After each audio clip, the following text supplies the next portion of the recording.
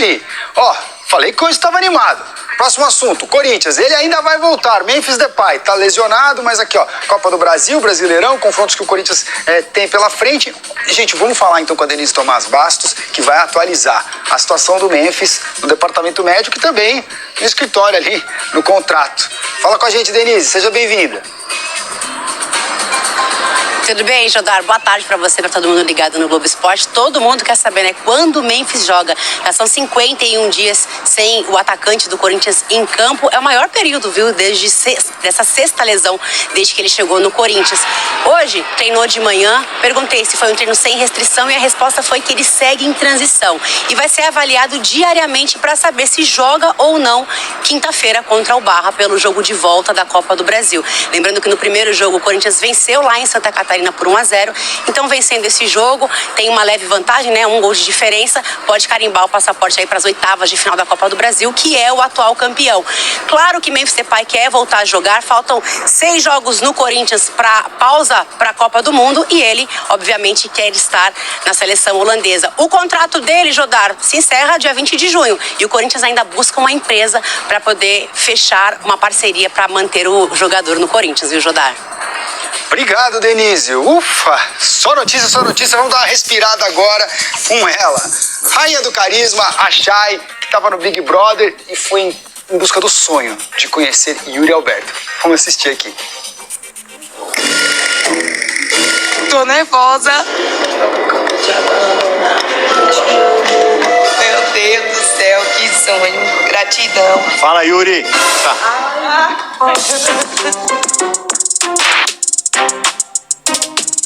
Testar se você tá aí. Agressão. Tadeu, não olha esse vídeo. Desculpa, brincadeira.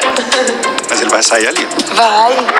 Que Big Brother o quê? Big Fone Paredão. Ela tava uma pilha, primeira vez na Arena do Corinthians. Eu nunca imaginei que eu ia viver algo assim na minha vida. Nunca. Isso aqui é sobrenatural, é incrível. Só que esse arrisca merece viver o extraordinário. Foi incrível, eu surtei muito, deu vontade de chorar, fiquei emocionada. O Corinthians não tinha vencido nenhum clássico esse ano.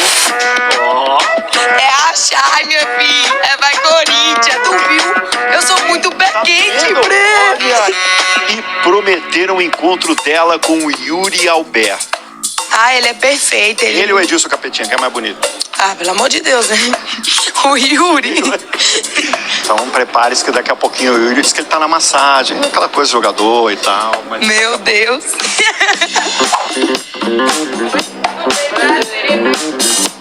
Foi pro chuveiro, daqui a pouco eu trago ele. Vamos esperar então, espera. Vamos esperar, tá? Concentra. Esperar, concentra. Demora também, banho demora. Ai, tem nada não, mas eu espero que a noite toda. Parece que ele foi embora. Ele fez o quê? Foi embora. Foi não. Parece. Quer mandar uma mensagem pra ele? É, porque sabe como é que é jogador? Não sei não. Estrolando de novo. Já. Tá tudo segurando. Concentra. Respira.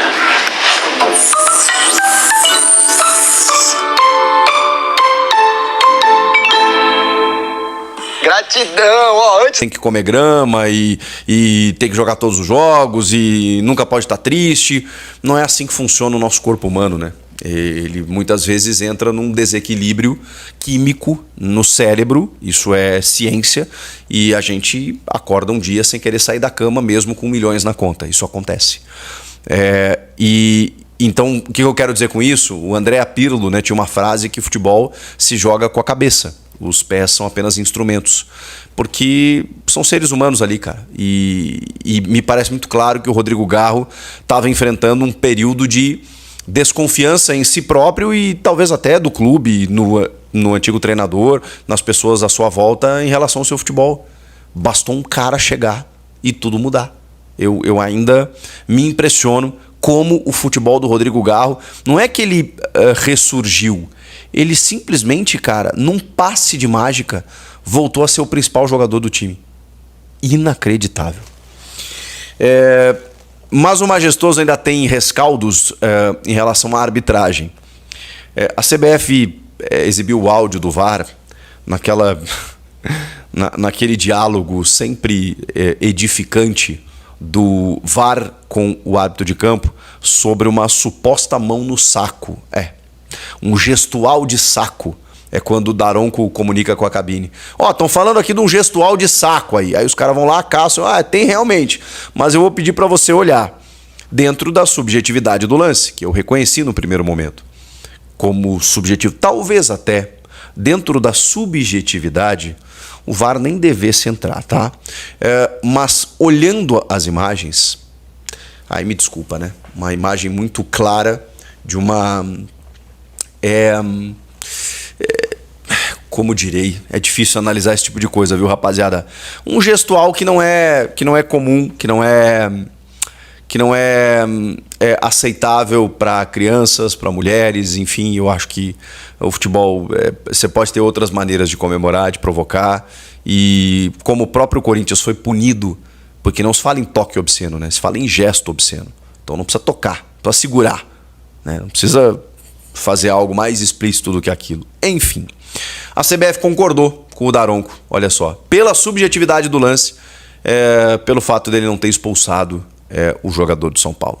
Então, essa é uma informação apurada pelo portal Meu Timão que eu trago aqui para vocês agora, tá bom? Vamos lá. Hugo Souza saiu na pré-lista de Carlo Ancelotti. Ele divulgou a lista de 55 nomes. Como curiosidade, tem o Neymar, por exemplo, né? Tem alguns nomes que até não estavam sendo chamados, né? O Pedro do Flamengo. Enfim, tem muita gente interessante ali nessa lista. O Murilo, do Nottingham Forest. Acho que não vai, assim, né? Porque tá em último ali na hierarquia e ele não foi chamado nenhuma vez, mas ele tá na pré-lista. Acho até que ele deveria ter ido muito antes, né? O Murilo é zagueiro do Corinthians, né? E o Hugo Souza aparece na pré-lista, o que não é nenhuma novidade, né? A gente já imaginava, que tem 6 goleiros. Entre eles, Alisson, Ederson, Bento, Hugo, John, que tá no Nottingham Forest, né? Ex-Botafogo, Santos, Inter... E o Carlos Miguel, hoje no Palmeiras. Eu não sei se é na ordem isso, né? Mas o Hugo aparece em quarto ali, né? Depois dos 3, Alisson, Ederson e Bento. Que eu acho realmente que estão dentro de uma hierarquia na frente do Hugo.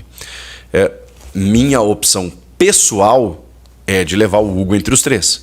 Mas eu realmente não sei se a rodagem na Europa aí, ou sei lá, do Bento no Al Nassr, vai fazer eles passarem na frente do Hugo. O que eu acharia lamentável. De qualquer forma, o Hugo vai viver essa expectativa até a segunda-feira, dia 18 de maio, quando o Ancelotti fará a sua convocação final para a Copa do Mundo. O Memphis Depay está próximo de retornar, finalmente, falando em Copa do Mundo. 50 dias fora. O time está bem ajeitadinho sem ele, né? Mas eu sou um dos caras que defendem o Memphis. Acho que ele é importante para o time, acho que ele pode agregar ainda mais. Nesse caso, eu acho que o Jesse Lingard tá fazendo uma ótima dupla com o Yuri. É que o futebol do Yuri caiu, né? Então, daqui a pouco o Memphis pode potencializar o Yuri de novo, como a gente já viu muitas vezes acontecer do Garro com o Memphis e o Yuri, né? O fato é que o Memphis deve estar liberado essa semana para treinamentos juntamente do grupo, e se ele não jogar contra o Barra na quinta-feira pela Copa do Brasil, domingo contra o Botafogo, provavelmente ele estará em campo pelo menos alguns minutos. Restam 6 jogos até a pausa para a Copa, ou para a Copa do Mundo, no caso, né, onde ele provavelmente vai jogar. Se ele perder o jogo contra o Barra, faltarão 5. Se ele não jogar domingo, faltarão 4. Então é importante que ele jogue, e eu acho até que está dentro de um planejamento para ele ter uma rodagem antes da convocação para o Ronald Koeman, lá o técnico da Holanda, entender se ele está numa boa para ser chamado para a Copa, e a gente imagina que ele vai ser chamado de qualquer maneira. Mas mais do que isso, né, pro Corinthians é importante ter esse jogador.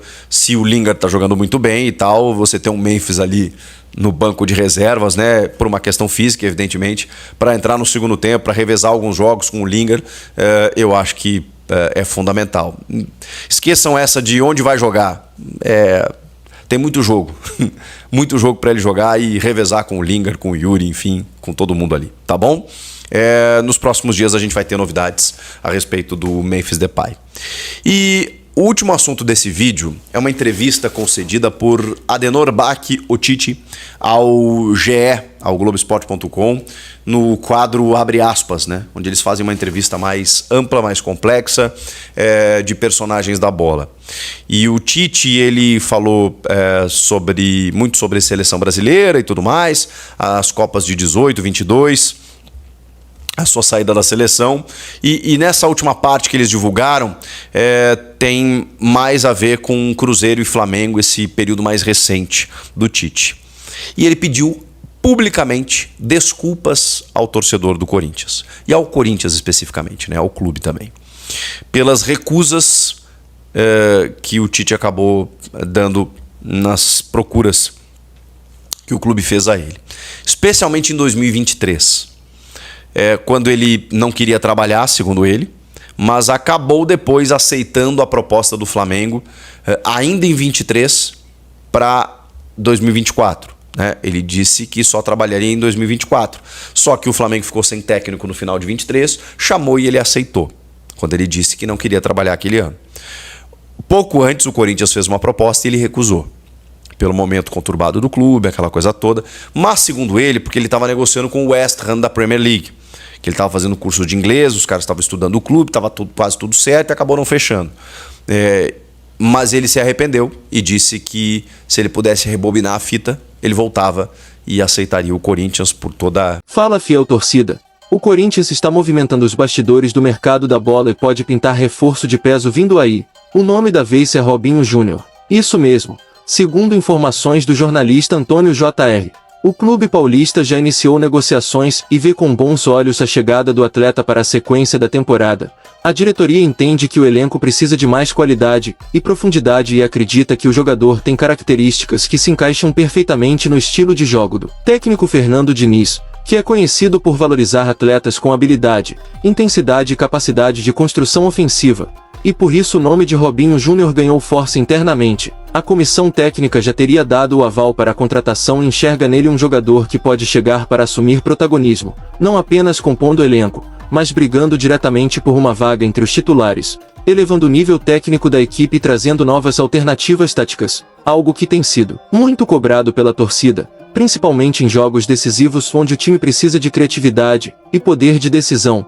Além disso, a diretoria trabalha com a ideia de oferecer um contrato de 3 anos, mostrando confiança no potencial e no desenvolvimento do atleta a médio prazo, o que também pode ser um fator decisivo nas negociações, já que demonstra um projeto sólido e estabilidade para o jogador. Nos bastidores o clima é de otimismo, embora ainda existam detalhes a serem resolvidos, como valores, possíveis concorrências de outros clubes e questões contratuais, mas a expectativa é de que as conversas avancem nos próximos dias. A torcida já começa a se animar com a possibilidade e nas redes sociais o nome do jogador vem sendo bastante comentado, dividindo opiniões entre quem já acredita que seria um grande reforço e quem prefere aguardar a confirmação oficial.